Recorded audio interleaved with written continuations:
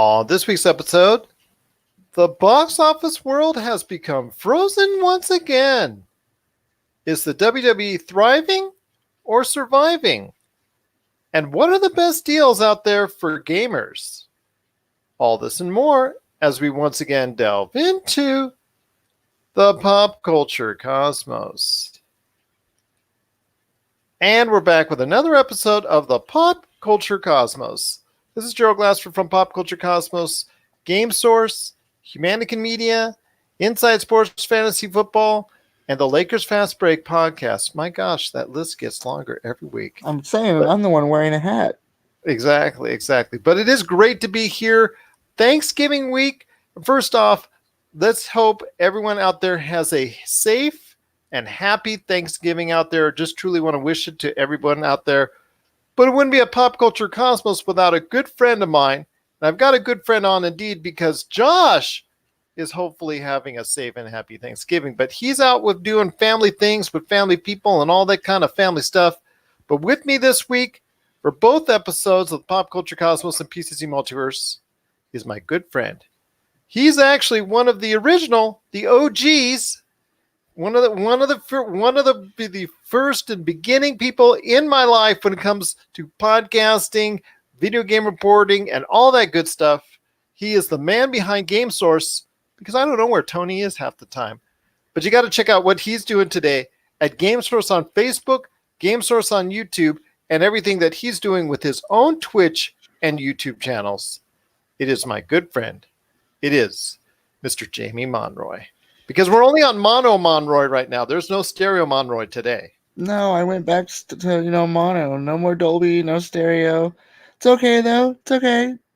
We'll just go back to. We're gonna kick it old school. We'll say it that way. We're gonna kick it old school.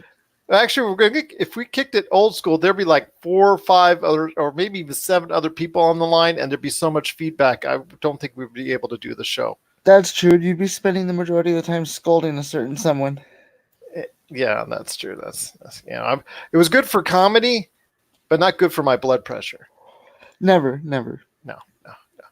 But anyways, it's going to be a great episode we've got going on today. We're going to give you an update of what happened this weekend at the box office for Thanksgiving. Well, closing in on Thanksgiving weekend, I should say. But it was a great weekend for the box office indeed. Plus also as well, we're going to be talking some Baby Yoda because Mandalorian, I want to hear Jamie's thoughts of what he thinks so far of the Mandalorian. Plus, I'll throw in my thoughts as well. Survivor Series just ended. The Survivor Series weekend for WWE, that really something that they corner to each and every year. One of the 4 major events that they try to circle around each and every time that it comes around. And it is that Thanksgiving time tradition for them. But we're going to talk more about the actual product and also some of the results itself from Survivor Series. But when it comes to the WWE, are they in the mode of that they're actually thriving and just really growing as an entity? Or are they surviving and trying to make do with what they have? We're going to weigh in with our opinions on the product as it is coming off of Survivor Series coming up later in the broadcast as well. Plus, I'm going to ask Jamie. I know we had our Black Friday episode here on the PCC Multiverse, but I want to ask Jamie some of the deals that he's looking at. And I've added a couple that I want to go ahead and mention on the show as well coming up later in the episode. Plus, and Rob McCallum is back with another off the cuff with his wife, Tanya Marie. They're going to be talking about more great pop culture subjects. But my friend, it was Disney's Frozen 2 at the box office, as if there was ever a doubt. It came out this weekend to a lot of interest, a lot of hype, a lot of promotional everywhere. Like Josh and I were talking about, you turn a corner on a Walmart, you go right or left on the Target. My gosh, you're running into it. You're running into one of the many displays of Frozen 2s like everywhere. It's going to earn probably around $125-130 million to the box office domestically here for the weekend. And that's not even counting any extra time because the kids are off. And that's not even counting the extra time that's going to happen this weekend with the Thanksgiving weekend coming up on it as well. Plus over $350 million worldwide. Got huge numbers in China and also Korea as well, and Japan coming up. I know, as I've said before, it was it was number one. The original was number one for over, I think, a dozen weeks in Japan. So you know what? I think expect big numbers there as well. So I ask you, my friend, the numbers are big. The numbers are rolling in over $350 million worldwide. Are you, do you think for Disney this is just another, big cog, a big thing for them as far as their promotional food chain is concerned? Because this looks like it's another very big hit for them, and I see nothing but great success for this movie going forward. Just like you said, the numbers don't lie. It's something that everyone should have expected. Frozen 2 was, Frozen, I meant to say, was phenomenal. Did phenomenal. Same thing then.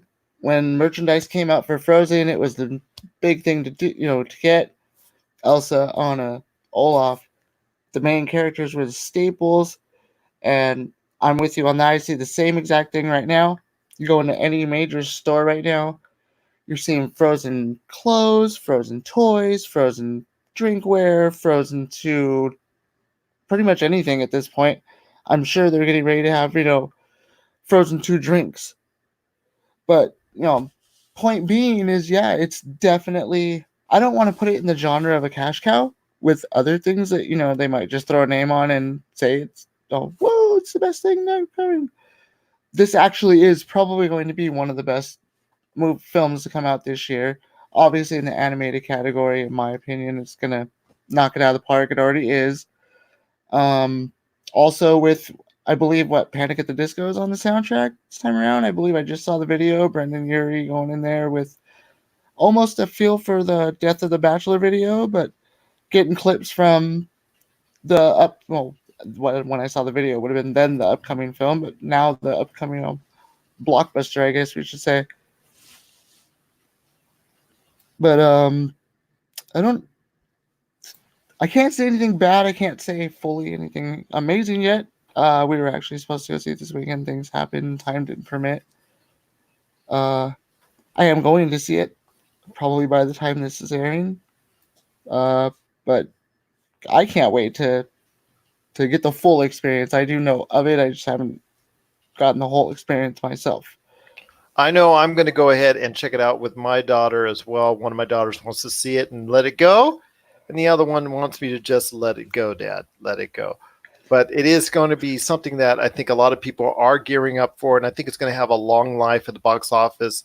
I see it as something that I think a lot of people during even the course of the Christmas break and Christmas holiday season will still try to go ahead and attend if they're not going to see Star Wars or Jumanji 2, because those are the other two big movies coming around in the next month and a half or so. So look forward to seeing those three movies skyrocket to the box office. Of the three, maybe Jumanji 2, no one knows exactly how well that one will do. But then again, Jumanji rode the back of The Last Jedi and eventually in January and February actually surpassed and became the number one movie for a while, on its way to over $900 million worldwide. So I'm interested to see where the original falls. But right now, Frozen 2 looks like it's going to surpass, at least on the surface, surpass what Frozen did originally. And Frozen earned over $1 billion at the box office. So I want to give first off props to Josh, because he actually said this would blow away expectations, and it looks like it has. I was expecting right around $100 million, and I would say Disney was probably going to be very disappointed if it didn't earn over $100 million domestically. Well, it did that in spades. It's almost over $400 million here worldwide in its first weekend. And by the time Thanksgiving hits, it might be close to $500 million. So that's just more chunk of change for Disney. And I know a lot of people out there are saying, another Disney hit. Ho hum, another Disney hit. Well, you know what? It is another Disney hit, but right now they are making products that the people like to see. They are making products that people are going to see and making, I guess, time and spending money to go to the theaters for.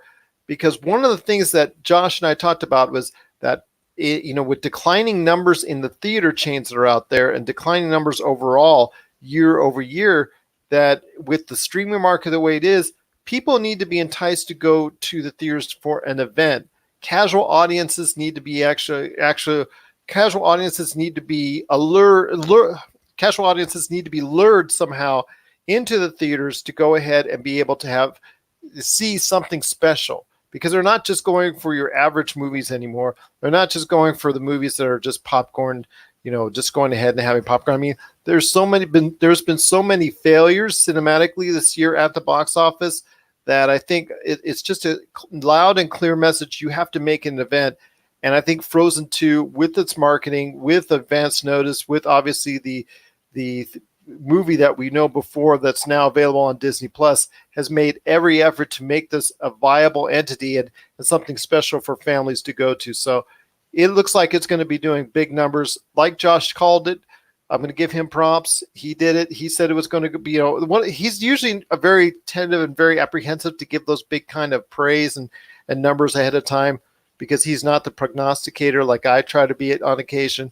But he did a great job in doing so. But I ask you, as we leave our conversation on Frozen 2, I want to ask you this. With Frozen 2 obviously earning big bucks, there's going to be every temptation to go ahead and make a Frozen 3. Do you think that audiences are going to be coming back once again for Frozen 3? Do you think these families will be taking their kid to a Frozen 3? Or do you think they should just have it stop at Frozen 2? Okay, well, case in point, like you said, you're going to see it with your daughter. You have one on the fence, one not. One wants to let it go. One says, let's go. I've both saying, let's go. Now, mind you, one's 16, one going on 13. So one going on 17, one going on 13. Let's say it that way. And so I can't say, oh, there's an age group where it's just going to cut off. So that's where they're going to lose their, I don't think so. It's almost Frozen to me comes off now like some of the older Disney movies did, where they're starting to be timeless, but a little sooner. So it's not taking until it's you and I looking at like Disney Plus going, oh, wow, I really remember that movie. I remember how that made me feel. I remember doing this when I was watching this movie, or always doing that whenever I watch this movie, or things like that. I see where you're going with that. There's not that. I'm with you. When we're going to the movies, it happens far and few between as compared to before. And with so many options, you have AMC now offering where you can just stream movies with an account for A-List and things like that and Premiere. Well, why now you're telling me I can stream movies? I don't even have to go to you're telling me through your app and your subscription that I don't have to go to your theater. So now you're making it even easier for me to avoid going to your theater, which I agree with and don't agree with. I agree with it because everybody wants that comfort. I can just stay home. I don't even have to get dressed. I can stay in my pajamas, sit on the couch, watch whatever I want. You also lose out on a lot of that experience, though, and you have to weigh it out. Sometimes a movie theater can be a good experience. Sometimes you just kind of cringe. Did I really just spend that much money on that movie? It's happened to a lot of people this year, as you were saying. But you lose out on so much of the experience. And I get the whole making it convenient for people, and there's a lot of people that just won't go to the theater or can't go to the theater. And that's fine, but don't miss out on the experience of things like, especially things like Frozen 2, the movies that deserve the experience of being in a theater. Don't miss out on those. Especially if you got young ones, really young ones. Exactly, because they're the ones that are going to lose out. We had our experiences when theaters were the biggest thing going. And, a lot of kids don't get that experience. And they have a different experience because they're going to see movies that may or may not be the ones that they should be experiencing there. So in reality, they should be listening to our podcast so they know which movies they should be watching. Would be nice. But I will say this, my friend, 65-inch, 75-inch TVs are awesome. They're great. In fact, if you listen to our last show with the Black Friday episode, you know that Walmart and Target have 65-inch TVs as low as $278, $279. Mm-hmm. But the thing is, it does not, even with the best sound system and the biggest TV, still doesn't entirely replace the theater going experience. And for a little one, if you have them, if you have another one, more than one, if you have a whole family, it's best for you to go ahead and check it out and experience it. At least give it a shot for Frozen 2. And even if you make those select times a year where you go ahead and say, you know what, this is an event we need to go check out as a family, I think this one probably, as it were, or as it stands now, probably is one that you need to go ahead and check out. I mean, there's not too many over the course of this year that there's been that many can't miss or must experience movies in the theater. This is one of those movies, at least for the young ones. If you got a family, I suggest to go see it. Absolutely. What are your thoughts out there on Frozen 2? Have you seen it? Have you not? And are you going to take the family to Frozen 2 if you haven't already? Or are you just letting it go altogether? Share us your thoughts. popculturecosmos@yahoo.com. See, another Frozen pun right there for you. And also as well, Pop Culture Cosmos, Humanica Media, and Game Source on Facebook, Twitter, and Instagram as well. Well, speaking of Disney stuff, Disney Plus is still going strong. I'm enjoying it, still combing through the library. But one of the few things I need to make a remark on that I think they're a little bit short on, and they know it, is all new original content. Yes, we can see Jeff Goldblum till we're blue in the face. But the one show that I think a lot of people are keying in on is The Mandalorian. And Star Wars The Mandalorian has actually garnered a lot of viewers, a lot of interest, a lot of people checking it out, and for all the right reasons, because so far my impressions are kind of started off okay, not too great, all right, nothing special, but it's gotten a little bit better episode by episode, in my opinion. But I'm not the one here talking today as a guest. I've already said my piece so far going in through episode 1 and 2. Episode 3 I checked out, and like I said before, I think the show is getting better. It went into a better place with, spoilers, Baby Yoda, that whole arc, The Mandalorian. You know a little bit more about The Mandalorian and what's going on there. And then also as well, the Mandalorians as a whole, you get to know a little bit more going forward in the series, which actually is something that a lot of people are interested in. So I ask you, my friend, your thoughts on The Mandalorian, your thoughts on Disney Plus as a whole. I want to hear it. But again, like I said, I think the one thing that this Disney Plus really needs in order to sustain and grow its basic customers is good original content, but more good original content. Well, I couldn't agree with you more on that one, Gerald, at all. As an avid Disney person, love Disney. I'm going through the archives. There's a lot of things I can key in on from key moments of my childhood, the past, in general.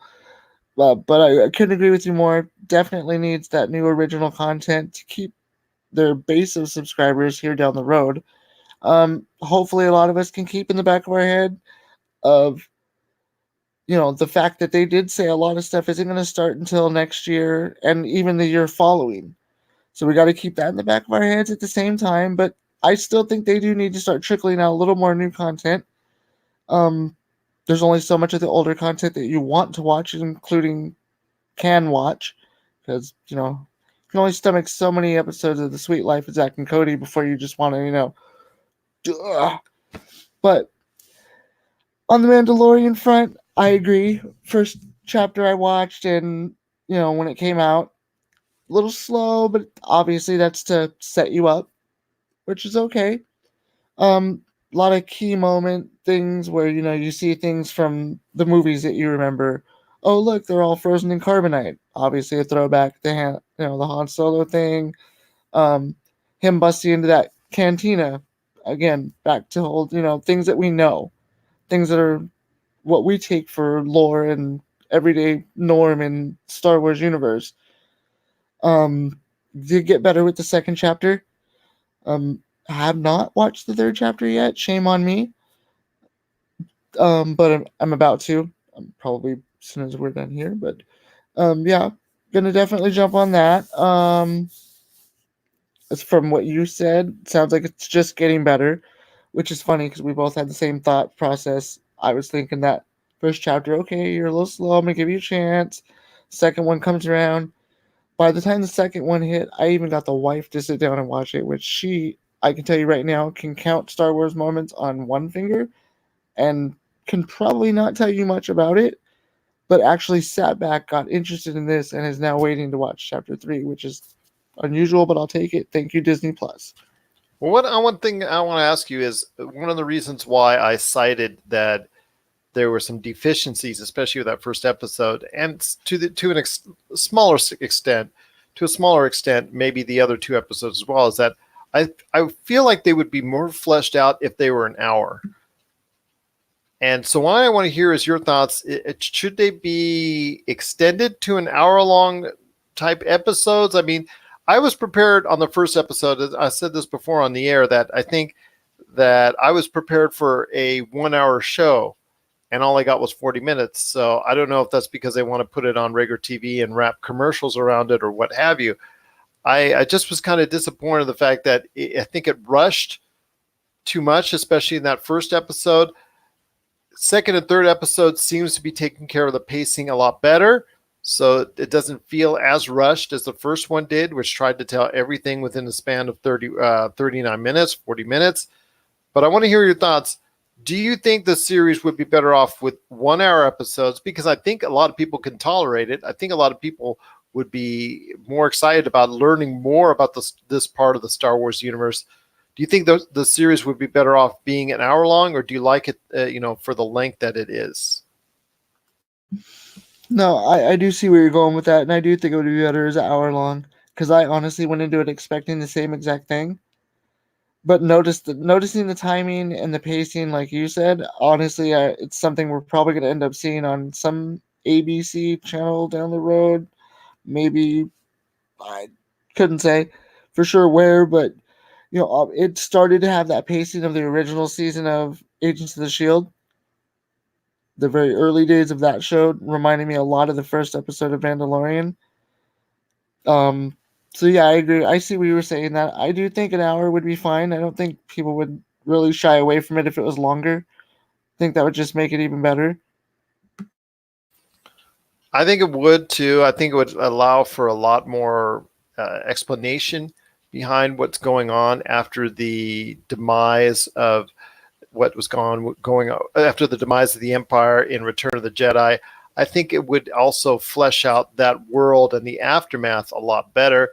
Yes, I know they have another season that they're already started working on. Jon Favreau said it this past weekend that they're going to go ahead, said it recently that they're already started work on season 2. So that's great to hear that there's a future for the Mandalorian. But I still think if you had hour episodes, you would be able to go ahead and flesh out that part of the world, the Bounty Hunter Guild, the Mandalorians, the backstory, the things of that nature, even Baby Yoda. Although I know you want to keep that pretty much on a hush-hush right now if you're Disney and Star Wars until you get more and more into the episodes of The Mandalorian. I get that. But still, it would flesh out the series a lot more, I think. And to me, I think it would explain things a lot better for a lot of people who are not as familiar, like your wife. She's not familiar with the Star Wars universe at all. An extra 20 minutes would be, 3 episodes would be an extra hour of explanation of what's going on in that world to help her understand it even better, and others like her. Right. There should have been a little more backstory to a lot of things instead of the little snippets of force fed that you got along the way that was supposed to keep you up. And I mean, obviously, you and I, not too hard to keep up, but with the wife, a little hard to keep up. I had to fill in some blanks that, again, if it was an hour long, like you just said, I wouldn't be filling in blanks. I'd be enjoying the blanks being filled in for everybody as a whole. I agree with you on that. And I just think that it's something that could be a lot better explained for those who are not as familiar, who just got the Disney Plus service, who want to know more about what's going on, because there's so many people out there, despite the fact that it seems at first illogical. There's so many people out there who haven't witnessed or watched a movie in the Star Wars universe before So getting them to understand what's going on within the Star Wars universe helps a lot. I also said that it would have been great if the first episode had a Star Wars crawl like the Star Wars movies to make it not only more special, more Star Warsy-ish, but also as an explainer, again, for those people who are not as familiar with the series. To me, that also would have helped as well. But that's, again, minor compared to an extra 20 minutes each episode for exposition. I think that would have helped out a lot more. But so far, it's getting a little bit better, a little bit better. To me, it's similar to The Watchmen. I've been watching some episodes now. Oh my gosh, pardon the pun there with the watch. But Watchmen, I have been watching the episodes, pun again, and I think that the episodes are getting a little bit better, understanding what the Watchmen universe is all about and letting it flesh out a little bit more with each and every episode. I know a lot of people were kind of figuring out what in the first 2 episodes, what was going on and why is that relating to the Watchmen series or the Watchmen movie per se, especially if you watch the Watchmen movie. It was kind of difficult where they were trying to place everything within all the scheme of things, but you're getting more and more exposition. You're getting more understanding of what's going on and how it's being delved into the Watchmen universe. So I think those episodes are also getting better as well. But for The Mandalorian, I kind of relate to one to the other because I think with The Mandalorian, I think it's just something that they want to do a slow burn for you, and they really don't want to get you in too deep yet, but they want to go ahead and still have you hooked. I think there's a right amount of action so far. I will give them props for that. They're not just going ahead all heavy on the exposition or all heavy on the action. I like the fact that they have a nice mix. Your thoughts on the action part of it? I mean, what you saw out of the first 2 episodes, do you think there's enough action or are you needing more when it comes to the Star Wars universe? I think they're giving us the right amount of action for it being displayed the way it's being, for the story being told the way it's being told. I feel like if they overdo it and over push the action in it to try and keep it up there with the pacing of the films, it will be too cliche and probably die out fast. And that's probably not where they want to go with it, which I could see it. I think there's maybe enough. Maybe there's times it could be a little more because it seems like sometimes right when you start getting that adrenaline rush, it's over. And then it goes right back into a pacing of like, oh, well, that was okay. You just went from adrenaline to straight snail crawl. So, yeah, I can understand where there should be maybe a little lengthier of sequences with certain action sequences, but I don't think they should over push it with the fact because it doesn't need to be up there with the pacing of the films because that will just, I think, destroy what they're trying to create. I understand that completely, and to a sense, I agree with you as well because the fact that you got to go ahead and try and tell a good story over the course of, I think it's 8 episodes. I think the series is, so it's not exactly the longest series in the world, but with enough, I guess, exposition, with enough.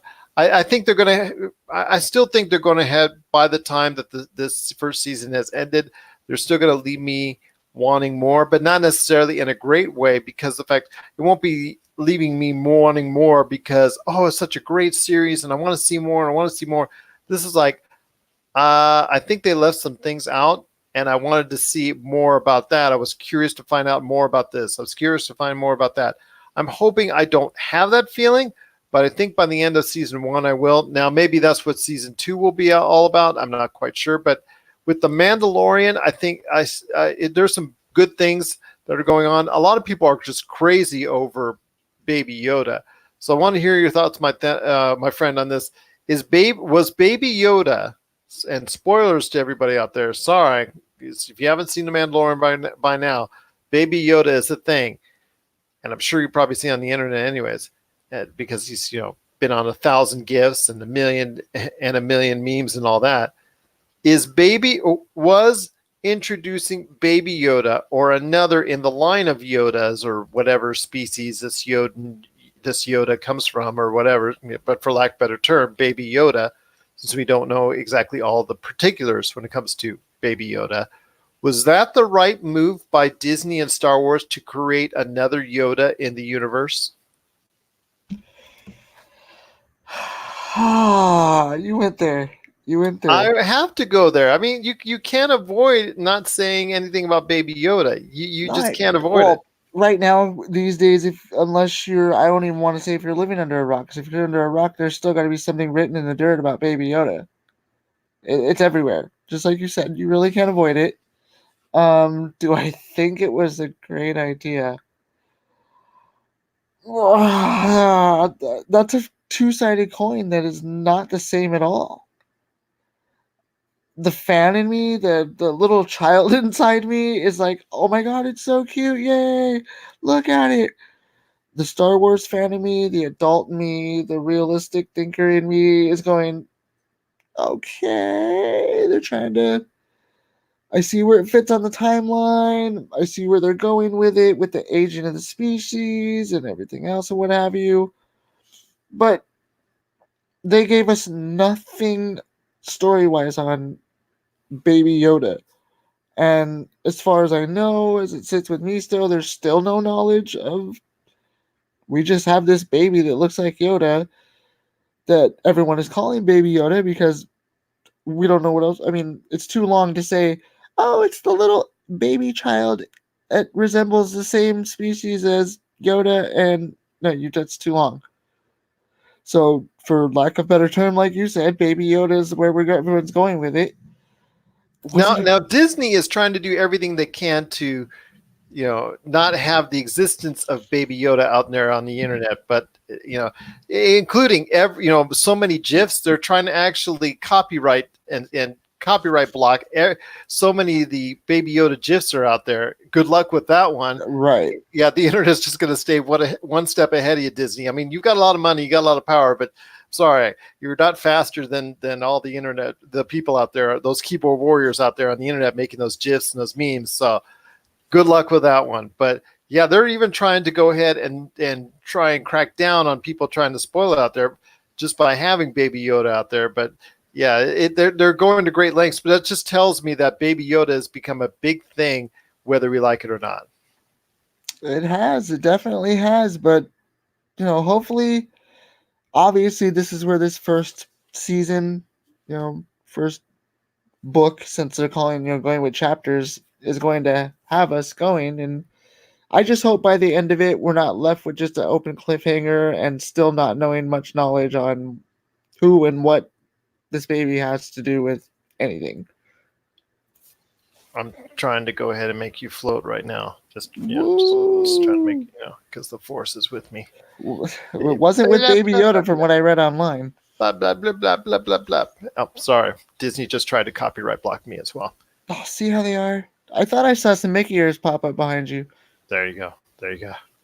What are your thoughts out there on The Mandalorian so far? Are you enjoying the show and all 3 episodes that have been released? Or are you a Baby Yoda and you're trying to force yourself away from the series itself? Ooh. Force, get it? Force, get it. Force, I get it. There you go. Share us your thoughts, popculturecosmos at yahoo.com. Also as well, Pop Culture Cosmos, Humanica Media, and Game Source on Facebook, Twitter, and Instagram as well. Well, coming up next, we're going to have Rob McCallum and his wife, Tanya Marie. They're going to come up right after the break with their off-the-cuff segment. And then afterwards, Jamie and I are going to close out the show talking about WWE, because I just finished our Survivor Series. And also, what are some of the deals in gaming that he's interested in? What are some of the deals in gaming that I need to go ahead and remind you of? Because some of them are on sale right now. You don't have to wait till Black Friday for some of these. You can get them right now. We're going to tell you what they are coming up later on in the program as well. This is the Pop Culture Cosmos. And we're back with and we're back to close out the show. This is the Pop Culture Cosmos. If you need a listing of where we're at, because we're being played all around the world, 7 days a week on great radio stations worldwide. Tell you what, I'm going to tell you right now, this is a great time to go ahead and be part of the Pop Culture Cosmos, because great stations like Cuyahoga Valley, the Cuyahoga Valley Radio Network is now on the air, so you got to check it out today. Cuyahoga Valley Radio Network. They now have the Pop Culture Cosmos and PCC Multiverse, so we cannot thank them enough for being a part of our whole syndication of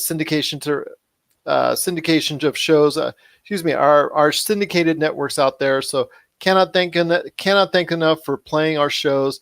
Just truly great to have them aboard. So check out our shows there. And if you are, we cannot thank you enough for listening as well.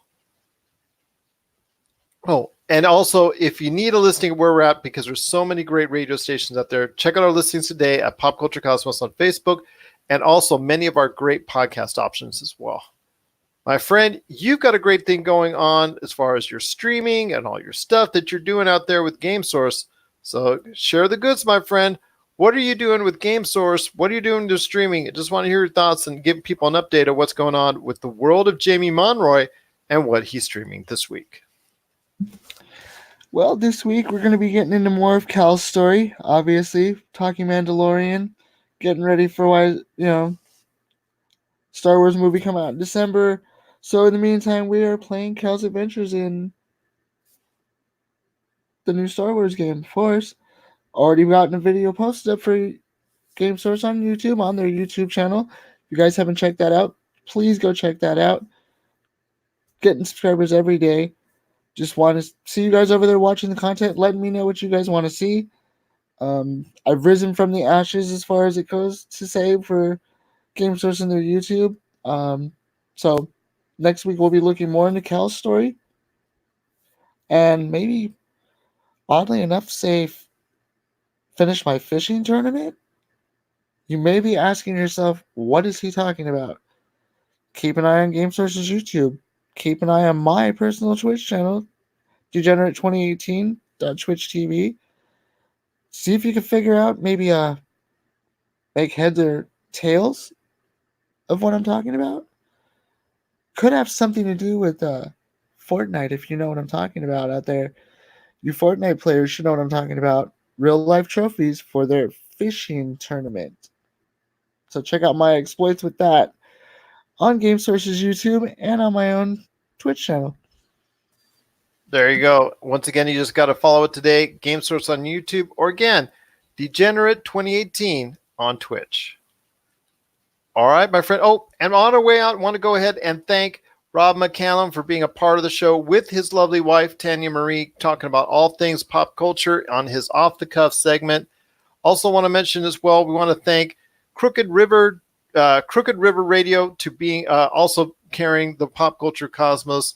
And you also want to go ahead and check out our awesome shows, including Topicocalypse, which dropped a Star Wars episode. Inside Sports Fantasy Football got some more great episodes a little bit earlier in the week with all the Thanksgiving football action coming up very soon.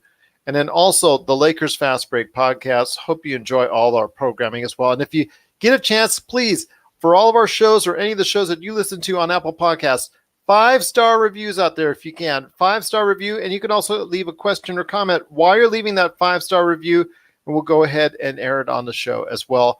Cannot thank you enough for taking the time to doing so.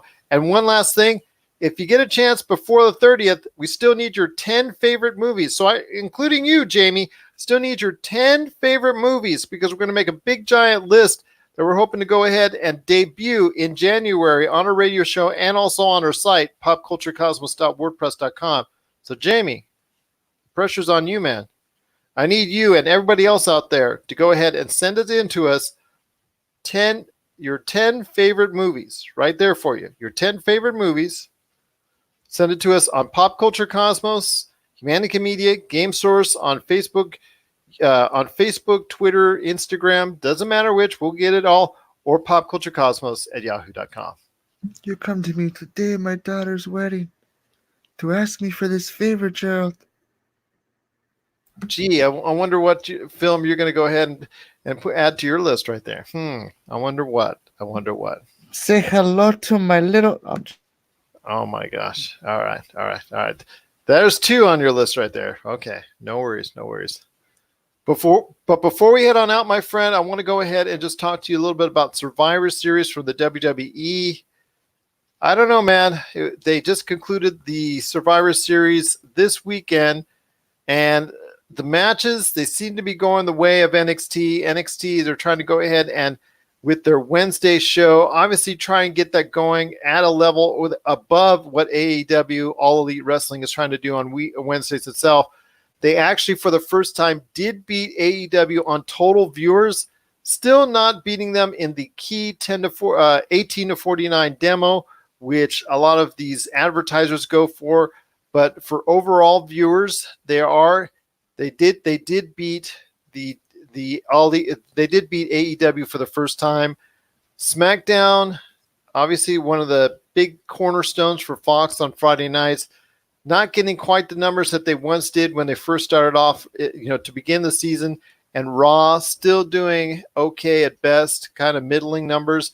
They're not able to go ahead and sell those house shows like they once did. In fact, they're trying to still get a lot of people to go ahead and attend the show the night that this airs, which is Raw, Monday Night Raw. So trying to go ahead and get those people coming in is kind of hard to do as well. After watching, after you got a chance to go ahead and check out Survivor Series, where Brock Lesnar destroyed Rey Mysterio, Bray Wyatt handled Daniel Bryan, no surprise there. Adam Cole still keeps the hold of the NXT title.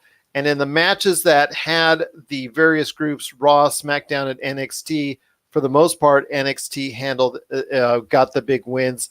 Obviously trying to boost that brand, which is still technically the developmental brand, but I don't want to go there. They're actually getting more WWE stars sent to the NXT to help build that entity up on Wednesday nights.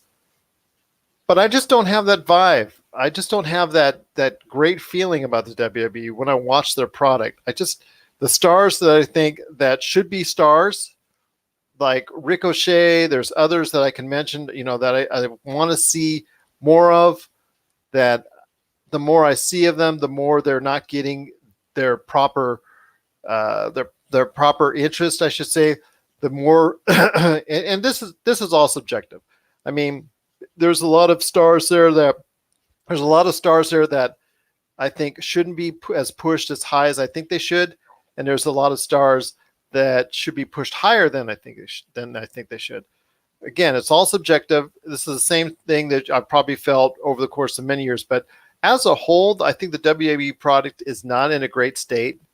I still think they're 1, 2, or 3 stars away. I mean, they don't have a Rock coming around the corner, unless it's Rock for a guest appearance, and that's not going to, that only happens once every year or so. They don't have a Steve Austin coming around the corner, because Steve Austin just goes ahead and does podcasts and talk shows now because he's retired, essentially, for all intents and purposes. They don't have those marquee stars that they've made into superstars like they once did. So I think the product as a whole is suffering, and it's not because of All Elite Wrestling per se, because All Elite Wrestling is the cool in-crowd thing. Yes, you went to Hot Topic and you bought all the shirts, and now you're going to go ahead and watch the show on every Wednesday night on TNT. That's great and all, but All Elite Wrestling is not the reason why WWE is at its point where it is. I think it's WWE in and of itself. So I want to hear your thoughts, my friend. Where are we at coming out of Survivor Series? Do you feel more confident about the product, or is it something you're just saying to yourself, this is not where I would like my WWE to be? Obviously, as a longtime wrestling fan, this is not where I want my WWE to be. I could say it right out the gate. It's totally not where I want the WWE to be. They are grasping at straws. We were chit-chatting earlier, and I said it before, that they want this lightning to strike twice. They want this, rehash, if you will, of the Attitude Era, but without the attitude. And, we've got Lana saying she's pregnant, accusing Rusev of infidelity and turning around and being what we're appearing to see as infidel herself. But at the same time, that it's all storyline, and it's very poorly executed and written. That storyline should have ended a while ago, because it's gotten so over obnoxiously stale that even Renee Young is talking about it on Backstage. Well, that's true. And Backstage, I don't think helps the program as much as it hurts it. It's probably doing better than most of their Monday night show, Wednesday night shows. Well, that's true. But then again, nobody's even watching the show anyways because they barely get 100,000, 150,000 viewers nationwide for it because it's so obscure. FS1's right. It's so obscure on FS1 right now. But that's another issue altogether, even with CM Punk and all that. But I just think the writing is going to come and go because the writing is just really bad at this point in a lot of areas. But then again, even during the Attitude Era, when it was just such a great time to be a wrestling fan, and all of us, older individuals are so nostalgic. And yes, we're get off my lawn because the Attitude Era was so much better than it is now. La la la la. I hear that all the time. But the fact is, so much of it was good, but also so much of it was bad as well. I mean, you had points where there was a lot of storylines where there was just really just going to places really didn't need to go, whether it was risque or not. It just was, some of it was just not good. I mean, you had a hand coming from Mae Young. You had the some of the dealing with Edge and dealing with the dead and all that, and you had some other stuff dealing with just not really. It was just really some poor writing at that point in time as well. But to combat that poor writing and the stuff that missed with audiences was the stuff that really clicked and really worked. They knew how to go ahead and grow and perpetuate even further. Mr. McMahon didn't want to become Mr. McMahon, but realized as soon as he became Mr. McMahon became the greatest villain in wrestling history. And who to play off of him? Stone Cold Steve Austin. Stone Cold Steve Austin was supposed to be a great villain, but they realized he was going to be a better hero than a villain, so he became a hero to play off against one of the greatest villain of all time. So you had one of the greatest heroes of all time playing off against one of the greatest villains of all time. And then on top of that, you had a deep roster of individuals that were getting over on their own with their promos, with their work, with their input of themselves. It just doesn't seem like the superstars of today are giving their own input on their characters. It just sounds like a lot of reading lines because you don't have two individuals where they're just, you got to watch them each and every week, like Stone Cold versus McMahon. And then on top of that, you have The Rock, you have Mankind, you have Triple H, you have Degeneration X, you have all those other components that were so cool to watch. No matter how bad some of those sub-stories were, you just wanted to go ahead and see some of that really marquee stuff that they had for you. I don't feel that today, and I'm not sure if I'm going to feel that tomorrow. I'm right there with you. I don't feel that today. I haven't felt that in a lot of years. You were right. The Attitude Era. I'm not one of the. I'm not going to sit here and say the Attitude Era is everything, and that's what made wrestling, and that's what it should all be based off of. Of course not. No, I mean it had the highs. It had its highs and lows, just like everything else. Yeah, just like everything else. You had the NWO. Sure, you had some other great stuff that was going on, ECW and all that. But the fact that there was enough good components of wrestling all around that made that whole era, and not just the WWE, so special. No matter how bad one part of it was, there was so much good to look beyond it. And that was the difference. The story writing, the creative, it was all the same even then. It, like you said, it had its moments where we were handed hot garbage, but because the action of the wrestling itself was so great, we didn't care what they were saying or what they were doing. It was about the beef that ensued from what they were doing and what they were saying that kept everybody's attention. And you don't get that now. You don't get that satisfaction of, man, these guys have been talking crap to each other for week in, week out, and now it finally gets down to it, and that adrenaline rush you used to get before isn't there anymore because you're just sitting there going, well, I already know how this is going to go. So-and-so is going to win because that's just how it always goes. Or right now, it's just way too 50-50 where, okay, so one person took the loss. Oh, they got to win now. So that's going to go back and forth. Right. And so how long are they going to hash it out for? Yeah, exactly. And you mentioned before that they're trying to go ahead with the NXT and with SmackDown and with Raw. They're trying to recreate the Attitude Era to an extent on a PG level. and it's just not quite coming across as that. It's just not coming across well, I should say. Then again, All Elite Wrestling, All Elite Wrestling is just starting out. So anything that they're doing is a bonus, I think, at this point in time. No, do they have the roster and the depth of that you can go ahead and compete on a regular basis with anything the WWE puts out? No, they don't. They don't have that deep roster of interesting characters or interesting individuals. I think right now, what they're trying to go ahead and put out there the best that they have, but it is limited. They are bringing in some individuals, or they have brought in some individuals like MJF and Hangman Page that have a future that's very bright, and they're looking forward to them mixing in with the established stars that are there. But then again, like I said, once you get past the few that there are, it's very hard to go ahead and watch the product and make, feel like you're watching something really big and really special. So that's going to take time for AEW to flesh out the mid card and even the lower card to have a stable of individuals, both male and female, that can go ahead and compete on par with what the WWE can offer at this point in time. So All Elite Wrestling right now, whatever they're getting as far as ratings, money, crowds, anything there should be considered a bonus at this point in time. And it's a long process, and I think AEW is going to go ahead and be patient with that.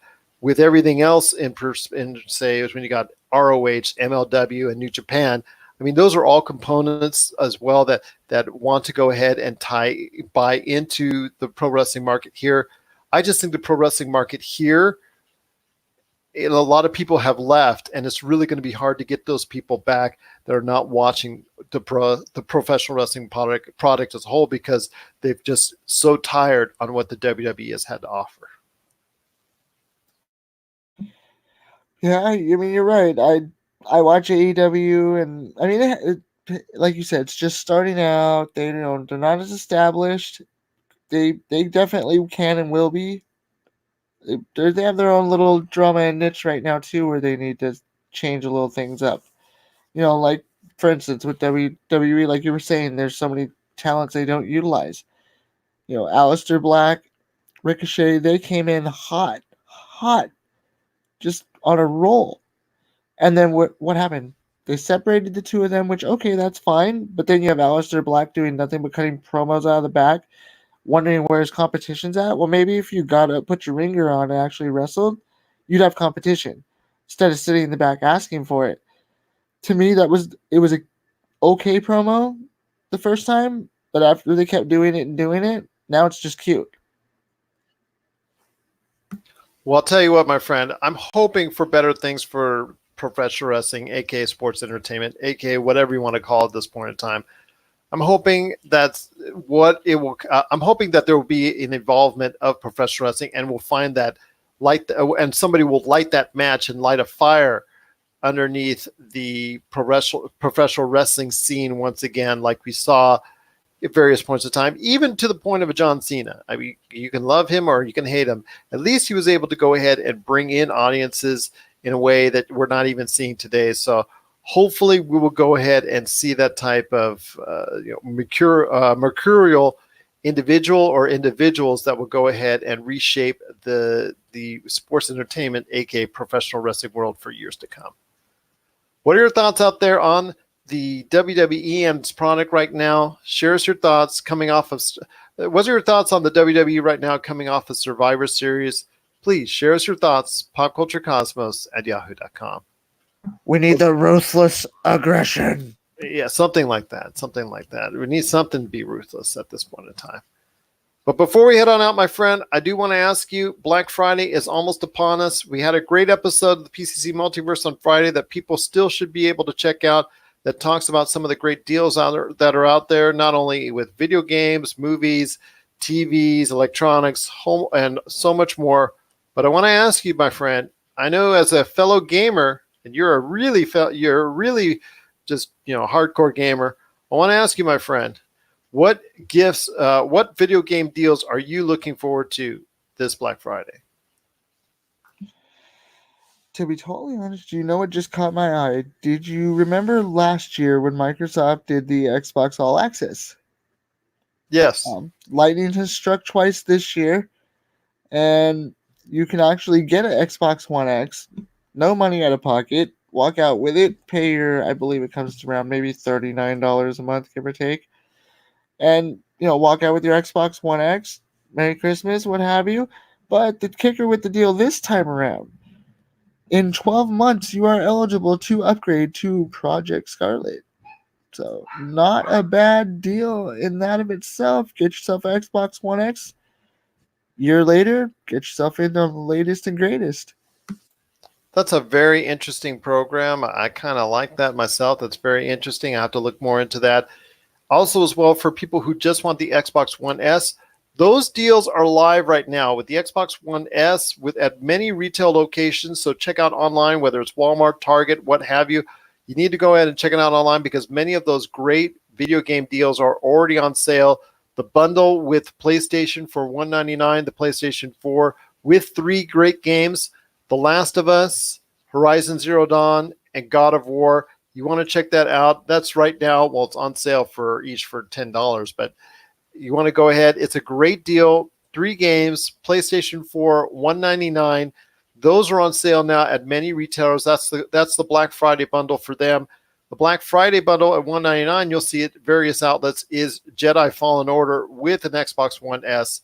So check that out for $199 as well. Don't even worry about the $149 digital only, unless that's all you want. It's just something to download.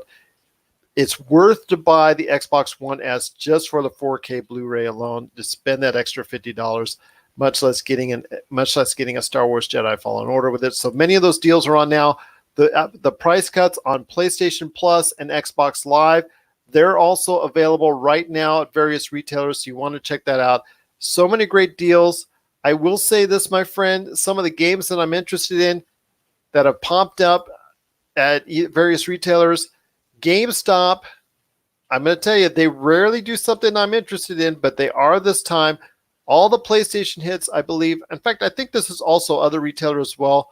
The PlayStation hits, which is The Last of Us, Horizon Zero Dawn, Little Big Planet 3, Uncharted Lost Legacy, God of War, the Uncharted collection, I believe even, well, I'm not sure, Persona 5, Bloodborne, Gran Turismo, I think even Uncharted 4, those hits are going to $9.99, half off.